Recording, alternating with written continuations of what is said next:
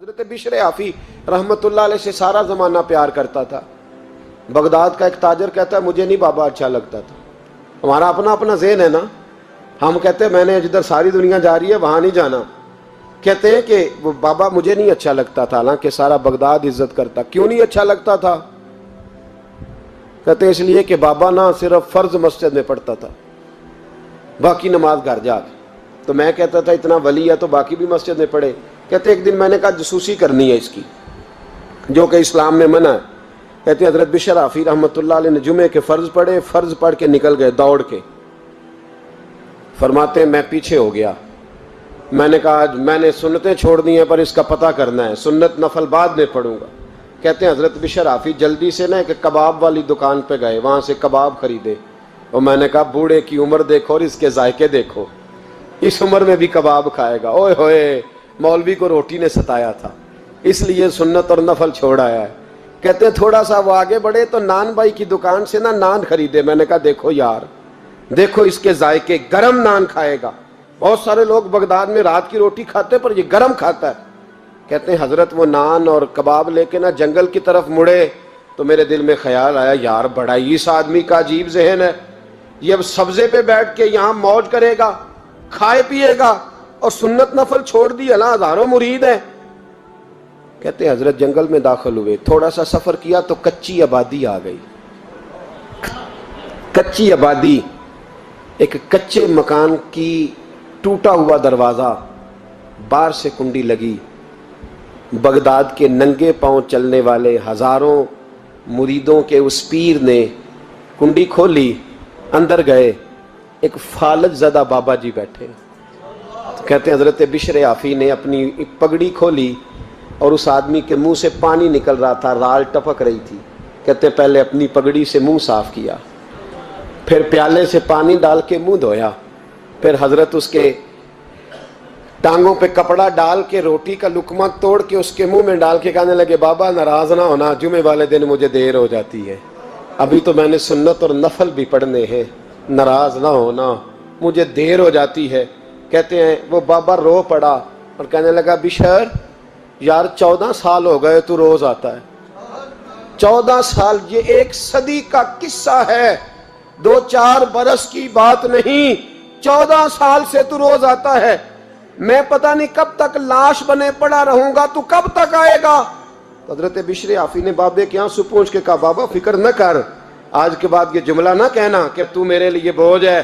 فرمایا لوگ سمجھتے ہیں کہ میں نے عبادت کر کے مقام پایا ہے، لوگ سمجھتے ہیں میں نوافل زیادہ پڑھتا ہوں، دنیا جانتی ہے کہ میری رات کی تسبیح زیادہ مضبوط ہے، پر میں ان میں سے کوئی بات بھی نہیں، میں تو تیری نوکری کرتا ہوں تو اللہ نے میری عزتوں میں اضافہ فرما دیا ہے۔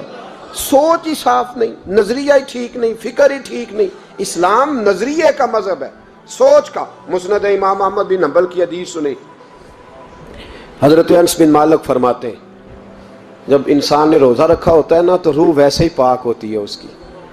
میں نے یہ سوچا کہ کچھ باتیں ایسی کی جائیں جس سے تھوڑی سی سوچیں بھی تبدیل ہو، کچھ سوچوں کا وضو، سوچوں کا غسل، افکار و نظریات کی بھی بات ہو۔ ہم سمجھتے ہیں کہ شاید کثرت عبادت اصل ہے۔ اقبال کہتے ہیں یہ ذکر نیم شبی، یہ مراقبے، یہ سرور، تیری خودی کے اگر نگہباں نہیں تو پھر کچھ بھی نہیں، تیری خودی کے اگر، اور پھر عام چیز نہیں کہا یہ ذکر نیم شبی، سویرے سحری کا ذکر، یہ مراقبہ، یہ جو تو گھنٹوں اللہ کی یاد میں بیٹھا رہتا، یہ سرور، کہتے بے کیف عبادت نہیں، سرور والی، یہ ذکر نیم شبی، یہ مراقبے، یہ سرور، تیری خودی کے اگر نگہباں نہیں، اگر تیرے نظریے کو نہیں بدل سکے، تیری سوچ نہیں بدل سکے، تیرا ایمان مضبوط نہیں کر سکے، تیری خودی کے اگر نگہباں نہیں تو پھر کچھ بھی نہیں۔ اور خرد نے کہہ بھی دیا لا الہ الا اللہ تو کیا حاصل، دل و نگاہ، دل و نگاہ، دل و نگاہ اگر مسلمان نہیں تو پھر کچھ بھی نہیں، دل و نگاہ۔ اقبال کہتے ہیں ایک دل کا کلمہ پڑھ، دوسرا نظر کا کلمہ پڑھ، ان پہ پابندی لگا۔ دل و نگاہ اگر مسلمان نہیں تو پھر تو کچھ بھی نہیں، کچھ بھی نہیں۔ حضرت انس بن مالک کہتے ہیں میں حضور کے پاس بیٹھا تھا، حضرت عبداللہ ابن عمر بھی بیٹھے تھے، کوئی بات ہو رہی تھی، ایک حجرے میں بیٹھے تھے، دروازے پہ دستک ہوئی، مسند امام احمد میں حدیث ہے، نبی پاک علیہ السلام نے فرمایا انس دروازہ کھولو، دروازے پہ وہ بندہ ہے جس کو اللہ بغیر حساب کتاب جنت عطا فرمائے گا، وہ بندہ ہے دروازے پہ۔ حضرت انس بن مالک کہتے ہیں میں نے دروازہ کھولا تو بندہ دیکھا، غریب سا ایک انصاری صحابی، اور بندہ بڑا سادہ، وضو تازہ کر کے آیا ہے تو پانی کے قطرے داڑھی سے بہہ رہے ہیں، اور چمڑے کے جوتے اس نے لپیٹ کے تو بغل میں چھپائے ہوئے، آ کے اتحیات کی حالت میں بیٹھا، حضور سے دو چار باتیں کی، چلا گیا۔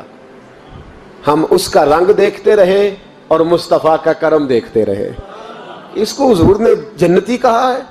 کہتے ہیں اگلے دن اسی ٹائم اسی وقت ہم حضور کے پاس بیٹھے تھے، پھر دروازے پہ دستک ہوئی، حضور نے فرمایا دروازہ کھولو، دروازے پہ وہ بندہ ہے جسے اللہ بغیر حساب کتاب جنت عطا فرمائے گا، بغیر حساب۔ کہتے ہیں دروازہ کھولا،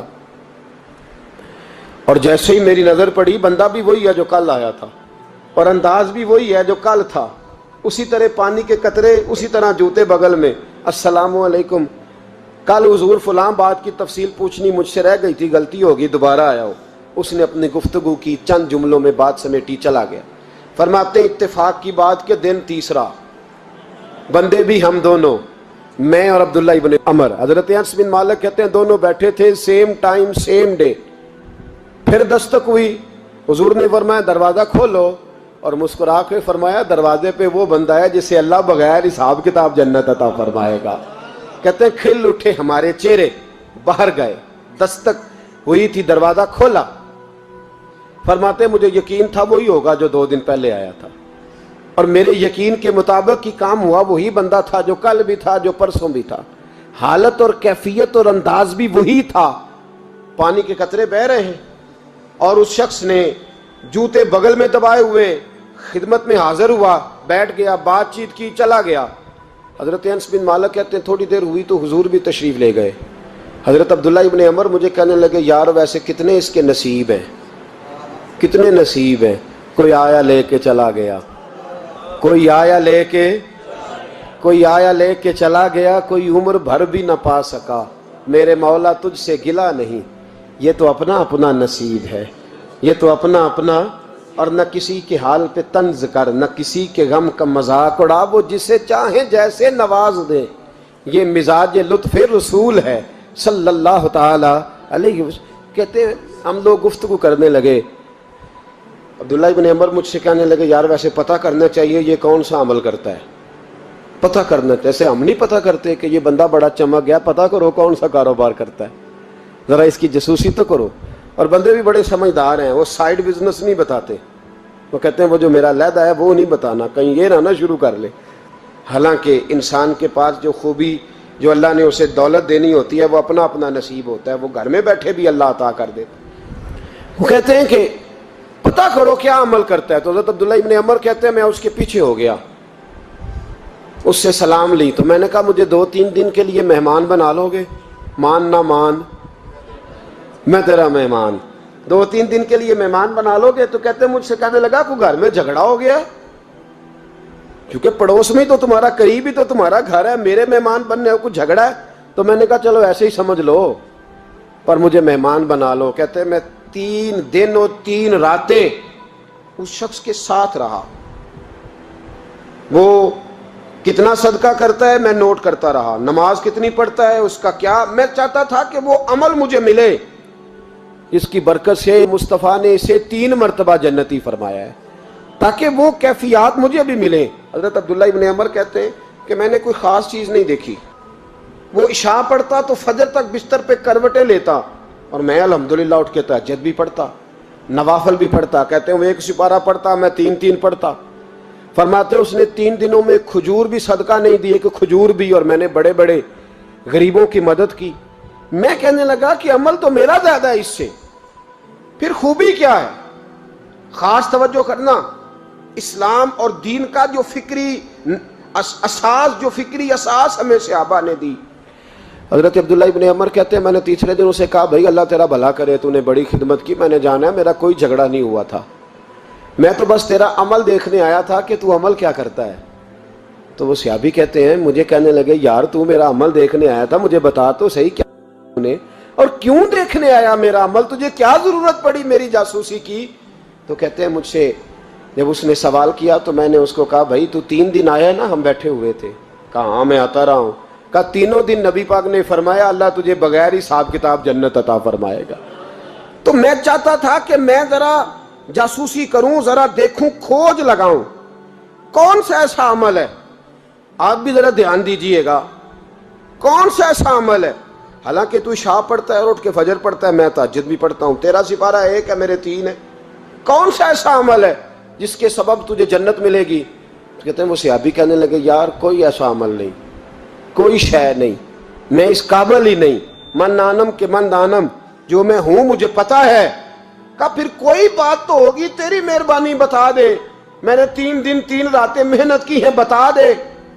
کہتے وہ کہنے لگے اگر تجھے بتاؤں نا تو پھر سن، میں جب رات کو سوتا ہوں تو اپنے دل پہ نظر ڈالتا ہوں، اور سویرے جب اٹھتا ہوں تو پھر اپنے دل پہ نظر ڈالتا ہوں، موبائل پہ نہیں، کنجی پہ نہیں کہ چابیاں کدھر ہیں، بٹوے پہ نہیں، میں رات کو سوتے ہوئے بھی اپنے دل پہ نظر ڈالتا ہوں، سویرے اٹھتے ہوئے بھی میں سب سے پہلے اپنے دل پہ نظر ڈالتا ہوں۔ فرماتے ہیں الحمدللہ میرے دل میں کسی کا حسد نہیں ہے، کسی کے بارے میں کوئی کینہ نہیں ہے، کوئی کسی کے بارے میں میل نہیں، میں اللہ کے ہر بندے کے بارے میں سوچ، نظریہ، فکر اچھی رکھتا ہوں۔ اور فرمایا میں تیرے بارے میں بھی عبداللہ یہی سوچتا ہوں کہ تو مجھ سے زیادہ نیک ہے۔ الحمدللہ اس وقت بھی میرا ذہن یہ ہے کہ انس بن مالک مجھ سے زیادہ پرہیزگار ہے، اس وقت بھی میری سوچ یہ ہے کہ محبوب کے سب صحابہ میں سب سے کمزور میں ہی ہوں۔ نبی عبداللہ ابن عمر کہتے ہیں میں نے اس کا ہاتھ چوما، میں نے کہا سمجھ آ گئی ہے، تیرا نظریہ، تیری سوچ پکی اور سچی مسلمان ہے، تو دل اور روح کا مسلمان ہے، تو نظر اور روح کا مسلمان ہے۔ یہ سبب ہے کہ اللہ کے رسول نے زمین پر چلتے ہوئے بھی تجھے 3 دفعہ جنت کی بشارت عطا فرما دی۔